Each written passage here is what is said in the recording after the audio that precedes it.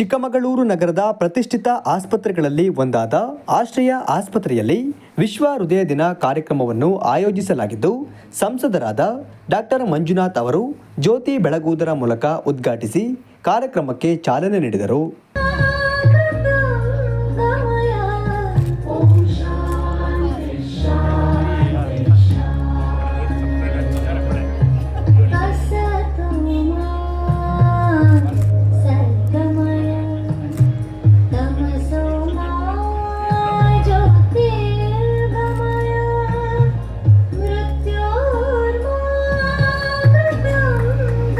ಬಳಿಕ ಮಾತನಾಡಿದ ಅವರು, ವಿಶ್ವ ಹೃದಯ ದಿನವನ್ನು ಸೆಪ್ಟೆಂಬರ್ 29ರಂದು ಆಚರಿಸಲಾಗುತ್ತದೆ. ಈ ದಿನವು ಹೃದಯ ರಕ್ತನಾಳದ ಕಾಯಿಲೆಗಳ ಬಗ್ಗೆ ಜಾಗೃತಿ ಮೂಡಿಸಲು ಮತ್ತು ಜಾಗತಿಕವಾಗಿ ಹೃದಯದ ಆರೋಗ್ಯವನ್ನು ಉತ್ತೇಜಿಸುವ ಉದ್ದೇಶವನ್ನು ಹೊಂದಿದೆ ಎಂದು ತಿಳಿಸಿದರು. ಆದರೆ ಈ ಆಧುನಿಕ ಜಗತ್ತಿನಲ್ಲಿ ಇರತಕ್ಕಂಥ ಒತ್ತಡದಲ್ಲಿ ಈಗ ಏನಾಗ್ತಾ ಇದೆ, ದೇಹ ಚಲಿಸ್ತಾ ಇಲ್ಲ, ಬಟ್ ಮನಸ್ಸು ಚಲಿಸ್ತಾ ಇದೆ. ಹೀಗಾಗಿ ಸುಮಾರು ಈ ಕಾಯಿಲೆಗಳು ಜಾಸ್ತಿ ಆಗ್ತಾ ಇದೆ.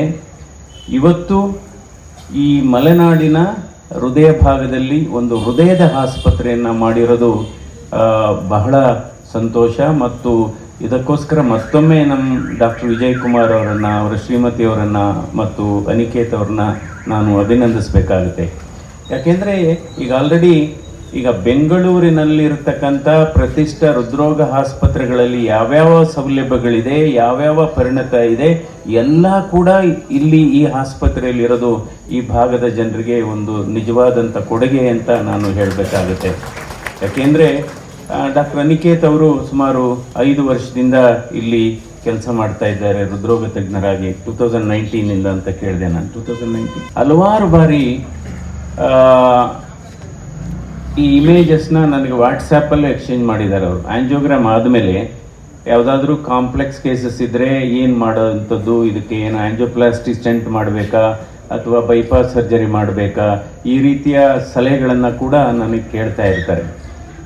ಇವತ್ತು ಏಕೆಂದರೆ ಈ ಭಾರತ ದೇಶದಲ್ಲಿ ಇವತ್ತು ಸುಮಾರು 30 ಲಕ್ಷ ಜನರು ಪ್ರತಿ ವರ್ಷ ಸಾವನ್ನಪ್ತಾ ಇದ್ದಾರೆ ಹೃದಯಾಘಾತದಿಂದ.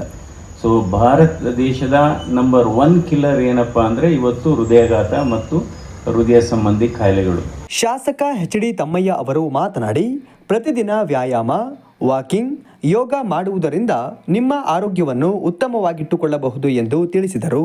ಸೆಪ್ಟೆಂಬರ್ 29ನೇ ತಾರೀಕು ಏನು ಇಡೀ ಪ್ರಪಂಚದಲ್ಲಿ ವಿಶ್ವ ಹೃದಯ ದಿನವನ್ನಾಗಿ ಆಚರಣೆ ಮಾಡ್ತಾ ಇದ್ದು, ನಾನು ಮೊದಲನೇದಾಗಿ ಇಲ್ಲಿರ್ತಕ್ಕಂಥ ಎಲ್ಲ ಜನತೆಗೆ ವಿಶ್ವ ಹೃದಯ ದಿನದ ಶುಭಾಶಯಗಳನ್ನ ಸಲ್ಲಿಸಲಿಕ್ಕೆ ಬಯಸ್ತಾ ಇದ್ದೇನೆ. ಬಹುಶಃ ಈ ದಿನ ಹೃದಯಕ್ಕೆ ಸಂಬಂಧಿಸಿದ ಎಲ್ಲ ಕಾಯಿಲೆಗಳ ಅರಿವು ಮೂಡಿಸೋದಿಕ್ಕೆ ಇಡೀ ವಿಶ್ವ ಇವತ್ತು ವಿಶ್ವ ಹೃದಯ ದಿನಾಚರಣೆಯನ್ನ ಆಚರಣೆ ಮಾಡ್ತಾ ಇರ್ತಕ್ಕಂಥದ್ದು ಬಹಳ ಸಂತೋಷದ ವಿಚಾರ. ಬಹುಶಃ ಇದನ್ನ 2000ನೇ ಇಸ್ವಿನಲ್ಲಿ ವಿಶ್ವ ಹೃದಯ ಫೆಡರೇಷನ್ ಅವರು ಈ ವಿಶ್ವ ಹೃದಯ ದಿನಾಚರಣೆಯನ್ನ ಪ್ರಾರಂಭ ಮಾಡಿದ್ದಾರೆ. ಇಂಥ ಕಾರ್ಯಕ್ರಮಗಳನ್ನ ಹಮ್ಮಿಕೊಳ್ಳೋದ್ರ ಮುಖಾಂತರ ಈ ಹೃದಯಕ್ಕೆ ಸಂಬಂಧಿಸಿದ ಕಾಯಿಲೆಗಳಿಗೆ ಅರಿವು ಮೂಡಿಸುವಂತ ಕೆಲಸವನ್ನ ಏನು ಇವತ್ತು ಹೃದಯ ಫೆಡರೇಷನ್ ಅವ್ರು ಮಾಡ್ತಾ ಇದ್ದಾರೆ, ಅದು ಬಹಳ ಮೆಚ್ಚುಗೆ ತಂದಂಥದ್ದು ಅಂತ ಹೇಳ್ತಾ, ಬಹುಶಃ ಹೃದಯ ಕಾಯಿಲೆಗಳು ಇಡೀ ಪ್ರಪಂಚದಾದ್ಯಂತ ಈಗ ಸಾಮಾನ್ಯವಾಗಿದೆ. ಈ ತುರ್ತು ಹೆಚ್ಚು ಒತ್ತಡಗಳ ನಡುವೆ ಬದುಕುವಂತ ಈ ಸಂದರ್ಭದಲ್ಲಿ ಹೆಚ್ಚು ಸಾವಿಗೆ ಕಾರಣವಾಗಿರ್ತಕ್ಕಂಥ ಕಾಯಿಲೆ ಹೃದಯಕ್ಕೆ ಸಂಬಂಧಿಸಿದಾಗಿದೆ. ಇಂಥ ಹೃದಯಕ್ಕೆ ಸಂಬಂಧಿಸಿದ ಕಾಯಿಲೆಗಳಿಗೆ ನಮ್ಮ ಚಿಕ್ಕಮಗಳೂರಿನಲ್ಲಿ ಆಶ್ರಯ ನರ್ಸಿಂಗ್ ಹೋಮ್ನಲ್ಲಿ ಈ ಒಂದು ಕಾರ್ಡಿಯಾಲಜಿಸ್ಟ್ನ ತೆರೆದು ಎಲ್ರಿಗೂ ಈ ಸುತ್ತಮುತ್ತಲ ಭಾಗದ ಜನರಿಗೆ ಅನುಕೂಲ ಮಾಡಿಕೊಟ್ಟಿದ್ದಕ್ಕಾಗಿ ನಾನು ಮೊದಲನೇದಾಗಿ ಡಾಕ್ಟರ್ ವಿಜಯ್ ಕುಮಾರ್ ಮತ್ತು ಅವರ ಕುಟುಂಬದವರಿಗೆ ನಾನು ಹೃದಯ ತುಂಬಿದ ಅಭಿನಂದನೆಗಳನ್ನ ಸಲ್ಲಿಸಲಿಕ್ಕೆ ಬಯಸ್ತಾ ಇದ್ದೇನೆ. ವಿಧಾನ ಪರಿಷತ್ ಶಾಸಕ ಸಿಟಿ ರವಿ ಅವರು ಮಾತನಾಡಿ, ಹೃದಯ ರೋಗ ತಜ್ಞರು ಬಹಳ ಜನರು ಇದ್ದಾರೆ, ಹೃದಯವಂತರಿರುವುದು ಬಹಳ ಅಪರೂಪ. ಅಂತಹವರಲ್ಲಿ ಡಾಕ್ಟರ್ ಮಂಜುನಾಥ್ ಅವರು ಕೂಡ ಒಬ್ಬರು ಎಂದು ತಿಳಿಸಿದರು. ಎಲ್ರಿಗೂ ನಮಸ್ಕಾರ. ಡಾಕ್ಟರ್ ಮಂಜುನಾಥ್ ಅವರ ಮಾತನ್ನ ಮೆಲುಕು ಹಾಕ್ಕೊಂಡು ಮನೆಗೆ ಹೋಗಬೇಕು. ಹಾಗೆ ನಾನು ನಿಮ್ಮವನೇ, ಮತ್ತೆ ಯಾವಾಗಲಾದರೂ ಮಾತಾಡ್ತೀನಿ. ಹೃದಯ ರೋಗ ತಜ್ಞರು ಭಾಳ ಜನ ಇದ್ದಾರೆ, ಹೃದಯವಂತಿಕೆ ಇರುವಂಥವ್ರು ಭಾಳ ಅಪರೂಪ. ಅದರಲ್ಲಿ ಡಾಕ್ಟರು ಸಿ ಟಿ ಮಂಜುನಾಥ್ ಅವರು ಕೂಡ ಒಬ್ಬರು ಅನ್ನೋದು ಹೆಮ್ಮೆಯ ಸಂಗತಿ. ಹಣದ ಹಿಂದೆ ಬೆನ್ನತ್ತು ಹೋಗೋರು ಭಾಳ ಜನ ಇದ್ದಾರೆ. ಆದರೆ ನಮ್ಮೂರಿನ ಜನರಿಗೆ ಸೇವೆ ಸಿಗಬೇಕು ಅಂಥೇಳಿ ಡಾಕ್ಟ್ರು ಅನಿಕೇತ್ ಅವರು ಇಲ್ಲಿ ಬೆಂಗಳೂರಿನಲ್ಲಿ ಸಿಗ್ಬೋದಾಗಿರುವಂಥ ಎಲ್ಲ ಚಿಕಿತ್ಸೆಯನ್ನು ಚಿಕ್ಕಮಗಳೂರಲ್ಲಿ ಕೊಡೋದಕ್ಕೆ ಕಾರಣಕರ್ತರಾಗಿದ್ದಾರೆ. ಅವರಿಗೆ ಡಾಕ್ಟರ್ ವಿಜಯ್ ಕುಮಾರ್ ಅವರಿಗೆ, ಕಾರ್ತಿಕ್ ಅವರಿಗೆ, ಅವರ ಕುಟುಂಬಕ್ಕೆ, ಶುಭಕ್ಕನಿಗೆ ಎಲ್ಲರಿಗೂ ಧನ್ಯವಾದಗಳನ್ನು ಸಲ್ಲಿಸಿ ನನ್ನ ಮಾತು ಮುಗಿಸ್ತೀನಿ. ನಮಸ್ಕಾರ. ಹೃದ್ರೋಗ ತಜ್ಞರಾದ ಡಾಕ್ಟರ್ ಅನಿಕೇತ್ ಅವರು ಮಾತನಾಡಿ, ಹೃದಯ ರೋಗ ಹೇಗೆ ಬರುತ್ತದೆ, ಹೃದಯ ರೋಗದ ಲಕ್ಷಣಗಳೇನು ಮತ್ತು ಇದನ್ನು ಹೇಗೆ ನಿವಾರಣೆ ಮಾಡಬಹುದು ಎಂಬುದರ ಕುರಿತು ಸಂಕ್ಷಿಪ್ತವಾಗಿ ವಿವರಣೆ ನೀಡಿದರು.